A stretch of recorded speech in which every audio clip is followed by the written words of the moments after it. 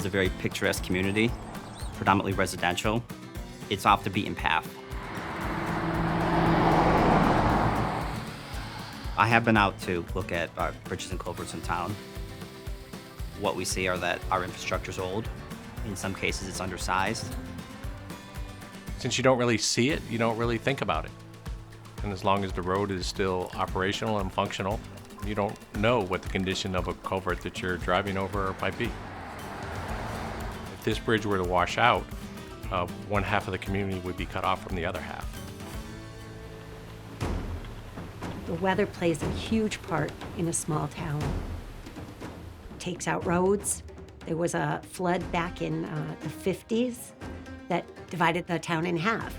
And the water came across where St. Mary's Church is and flooded into the fields of the Hampden nurseries, which my father owned.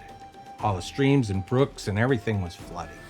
There's a lot of bridges that have the stamp of, 1950, 1951, 1955. The reason that is because all the bridges were washed out during this large storm. One of my concerns is, like, usually if they're all built around the same time, then stands to reason that they may start showing decline around the same time.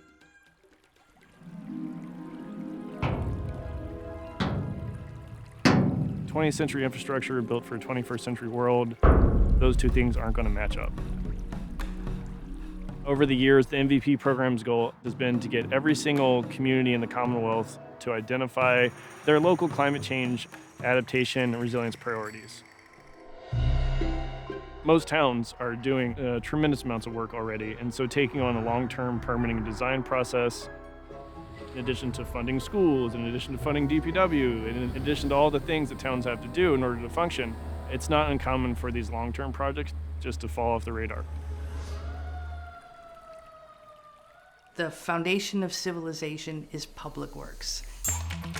So with MVP funding, the town began with continuing the assessment of the bridge and then ultimately finding the funding to do a final design, including bid documents for the replacement of the Main Street Bridge over East Brook. We designed the bridge per the Mass DOT stream crossing standards. You have to look at the stream bed width upstream and downstream and kind of come up with an average. For that, we determined that the proposed span for this bridge needed to be around 32 feet. The existing bridge has a span length of around 16 feet. When you have these large storms, all these trees come down, you'll see them dammed up against these bridge structures, and they'll keep damming up, and all of a sudden you'll see the bridge fail, and the reason why the bridge is failing is because there's so much excess pressure on the bridge that it wasn't designed for. As part of the MVP grant process, they also are encouraging communities to look at long-term solutions. So not only to replace the bridge, but what other things can occur within the community to improve the resiliency at the bridge. Whenever I see a pipe just sticking straight into a brook, I think, wow, there's an opportunity to improve things. So all the catch basins are just on the other side of this berm along Main Street to the Laughing Brook. What we're proposing to do is to redirect each one of those sets of catch basins to come into this location from the street itself. Oil runoff, any salt runoff, hopefully can be treated here through plant species along with retention. And then anything left over will be redirected as treated water in a way back to East Brook. As part of this project, we made a website which was kind of this repository for everything that we were creating for the project. So that was reports, it was maps. Down here is the Green Infrastructure Solutions part of the project. In here, you'll see the designs that were put together specifically for Hampden to work with a new culvert under Main Street. One of the big problems with green infrastructure, especially in smaller towns, is the maintenance.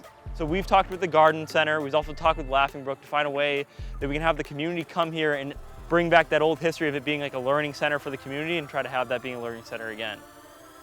So I think it's a great opportunity for the community to come and see how different parts of green infrastructure are used so they can maybe potentially use smaller options on their own properties.